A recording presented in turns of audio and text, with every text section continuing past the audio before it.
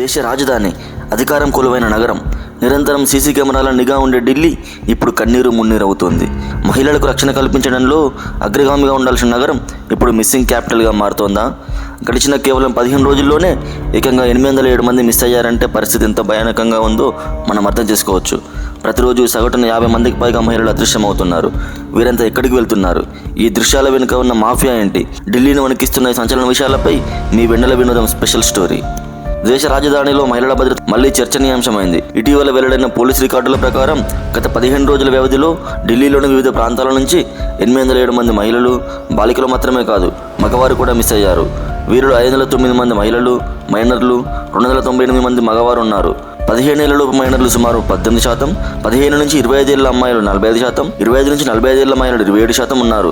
ఇక 45 ఏళ్లకు పైబడిన వారు 10% ఉన్నారు. అంటే కాలేజీ, జాబ్ చేస్తున్న వారే ఎక్కువ మిస్ అవుతున్నారని మనం చెప్పవచ్చు. అంతేకాదు 2025లో ఢిల్లీలో మొత్తం 24,508 మంది మిస్ అయ్యారు. అందులో 14,870 మంది మహిళలు ఉన్నారు. 15,421 మంది ఆచూకీ ఇప్పటికీ తెలియలేదు. నిజానికి 2026 జనవరి లాస్ట్ వీక్ నుంచి ఫిబ్రవరి ఫస్ట్ వీక్ వరకు ఈ మిస్సింగ్ కేసుల గ్రాఫ్ విపరీతంగా పెరిగింది. ముఖ్యంగా నైట్ టైం జనాలు తక్కువగా ఉన్న ఏరియాల్లో ఈ ఘటనలు ఎక్కువగా నమోదవుతున్నాయి. Outer Delhi, Dwarka, north east Delhi పరిధిలో అత్యధిక మిస్సింగ్ కేసులు ఫైల్ అవుతున్నాయి. కేవలం 15 రోజుల్లో 800 మందికి పైగా మహిళలు కనిపించకుండా పోవడం వెనుక బలమైన కారణాలు ఉండవచ్చని సామాజిక విశ్లేషకులు హెచ్చరిస్తున్నారు. అదృశ్యమైన వారిలో ఎక్కువ మంది పేద, మధ్యతరగతి వర్గాలకు చెందిన వారే ఉండడం గమనార్హం.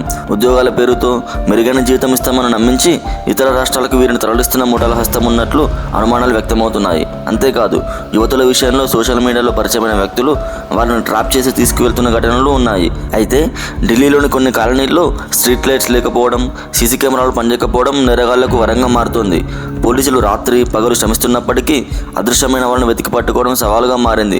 ఫైల్ అయిన 807 కేసుల్లో ఇప్పటివరకు కేవలం 30% మందిని మాత్రమే పోలీసులు ట్రేస్ చేయగలిగారు. మిగిలిన 70% మంది ఆచూకీ ఇప్పటికీ మిస్టరీగానే ఉంది. బాధిత కుటుంబాల రోదనలు ఢిల్లీ వీధులు ప్రతిధ్వనిస్తున్నాయి. మా అమ్మాయి కూరగాయల కోసం వెళ్ళి తిరిగి రాలేదు, నా భార్య ఆఫీస్ నుంచి వస్తుండగా ఫోన్ స్విచ్ ఆఫ్ అయింది. ఇవి ఢిల్లీలో వినిపించే సామాన్యుల మాటలు. ఇది కేవలం గణాంకాల విషయం కాదు, వందలాది కుటుంబాల ఆవేదన. ప్రభుత్వాలు, పోలీసులు ఎన్ని చట్టాలు తెచ్చినా క్షేత్రస్థాయిలో మహిళలకు రక్షణ కరువవుతుంది. మహిళలు బయటకు వెళ్ళేటప్పుడు అప్రమత్తంగా ఉండడం ఎంత ముఖ్యమో వారి చుట్టూ ఉన్న సమాజం కూడా అంతే బాధ్యతగా ఉండాలి.